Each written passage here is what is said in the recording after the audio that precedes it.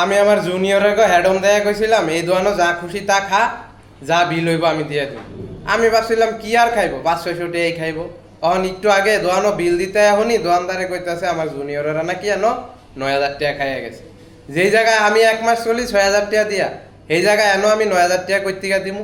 পরে আমি দোয়ানদারে কইলাম আপনি 9,000 টাকার খাও না দিতে গেছেন কি লিগা, এখন আমি এই টাকা কই থেকে দিমু, আমার দ্বারা টাকা নেই।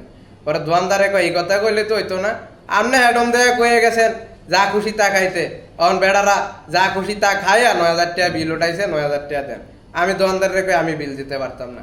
এই কথা কনের পরে কি দোয়ানদাররা আমারে দোয়ানো বাইন্দা লাইছে, বাইন্দা আমার মোবাইল টোবাইল যা আছে সব নিচে গা। মোবাইল টোবাইলের দাম বিলে হইছে মাত্র 4,000 টাকা। এখন আমারে আরো 5,000 টাকা দেওয়ান লাগবো। এই 5,000 টাকা আমি করতে দিমু হেডাই বুঝতেছি না। কে হেডম দেখে এত বড় বড় কথা কওয়া আগে খেয়াল ছিল না? পকেটে নাই তোমার 20 টাকা, তুমি কথা কন মারো 20,000 টাকা।